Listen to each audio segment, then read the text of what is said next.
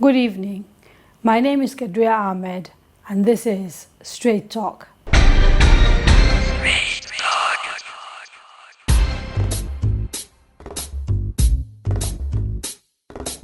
Vocal and controversial, my guest tonight speaks his mind about anything and everything to do with Nigeria.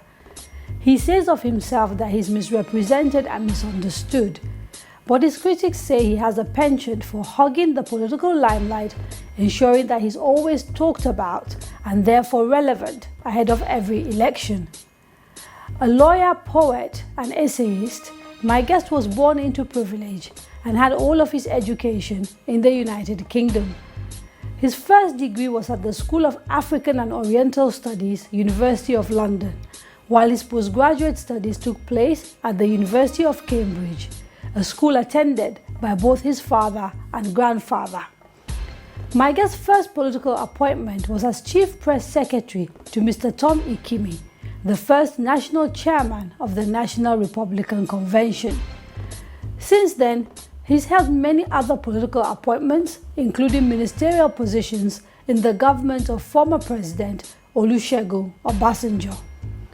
My guest is in court with the Economic and Financial Crimes Commission, the EFCC, who accuse him of misappropriation of funds during his tenure as aviation minister, charges he has denied. Originally a member of the ruling People's Democratic Party, the PDP, he fell out with the party and defected in 2013 to join the opposition. But his time there proved short-lived, as he has since defected again and returned to the ruling PDP.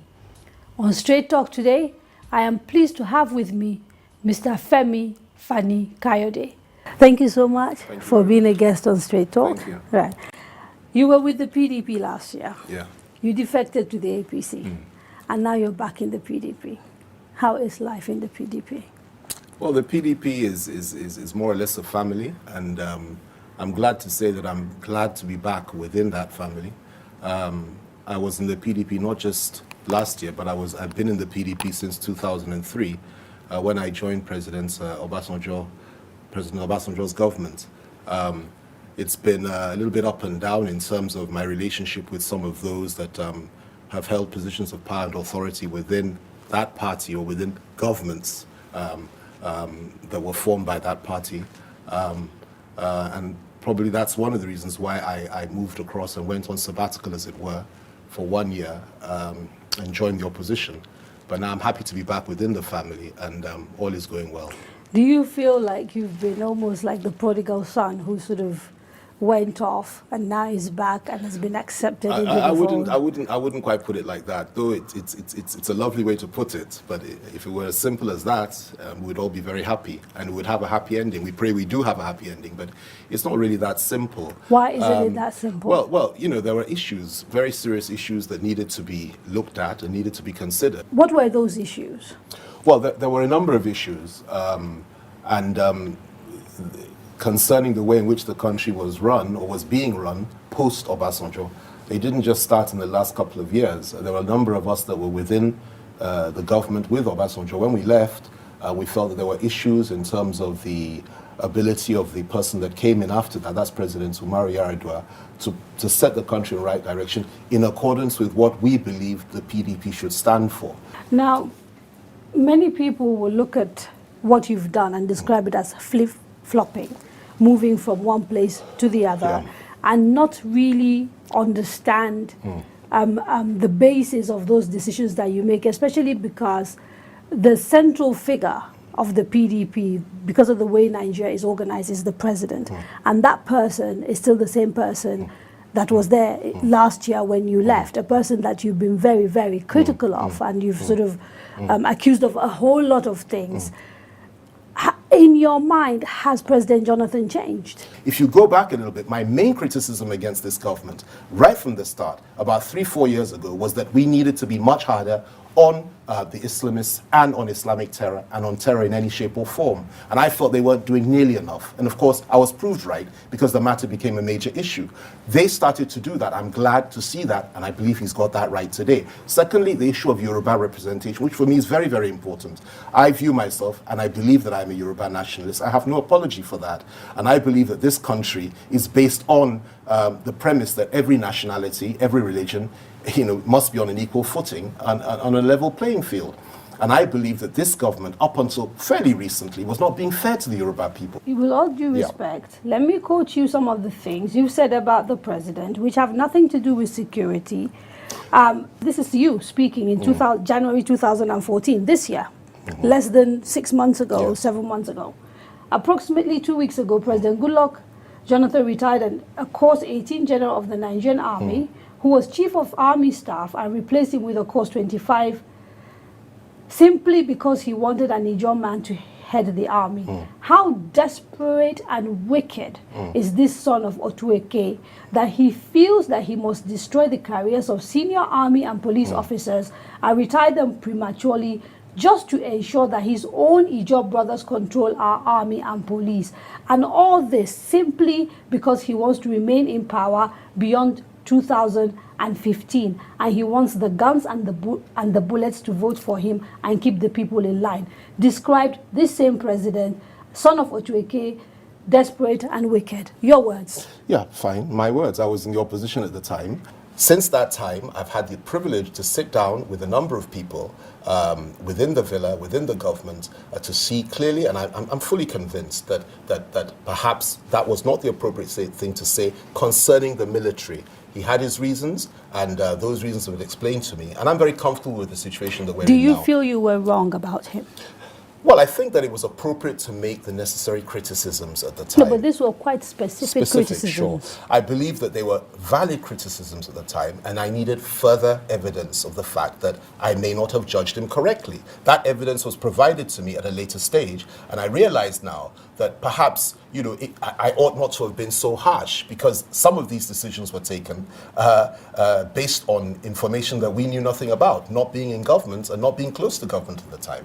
Now, what I'm hearing you saying is that you feel maybe you could have been more measured, and so have you learned lessons about being measured now? No, because you don't have information? I have no regrets whatsoever about any criticism I've made about President Goodluck Jonathan, President Umar Yar'Adua, President Olusegun Obasanjo before I got close to him, or any other president since I joined politics 25 years ago. I think it's legitimate and appropriate for people to express their views based on the information that they have. The man that you now know since rejoining the PDP as president, what is he like from your point of view? So I see far more focus than before.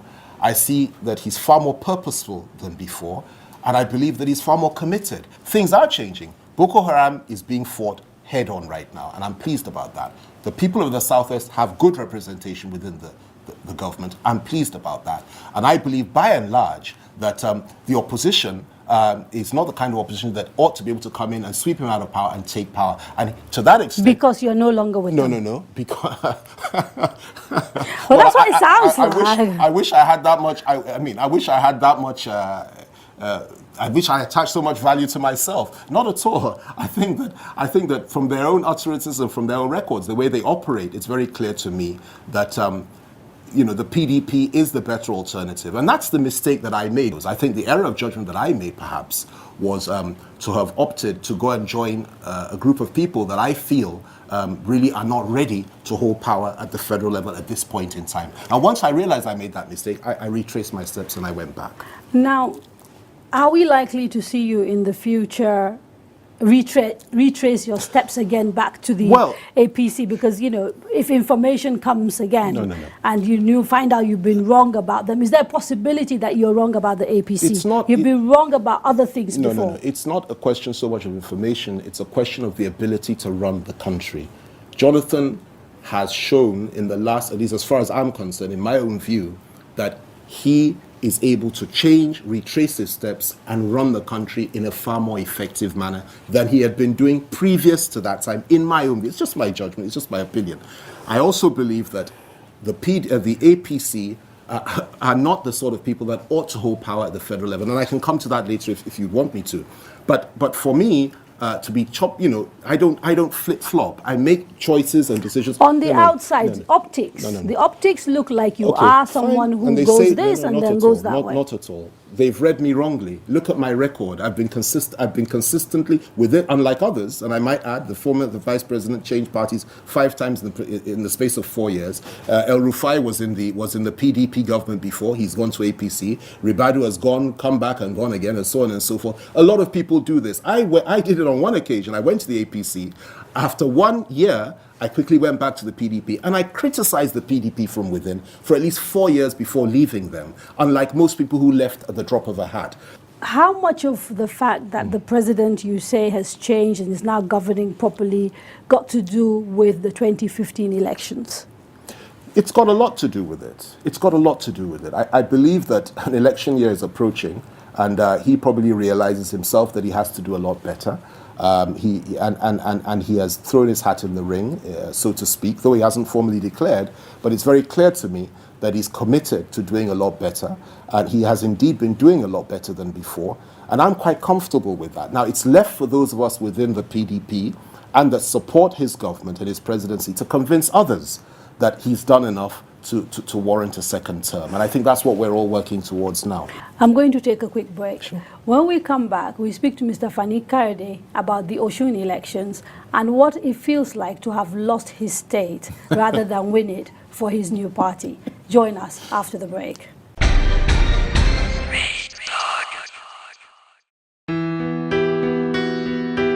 Wow, you play so well now. I want to be just like Don Jazzy. Oh, really? Milk for you boys? Thanks, Mom. Thank you. You know, he even drinks Loyal milk every day, too. How do you know that? Let me show you. He's out there. Let's go play. Hi. You want to play?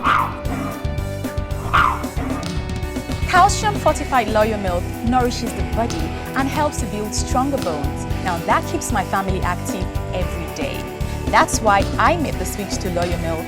You too can make that switch. Loyal milk, it's what's inside that matters.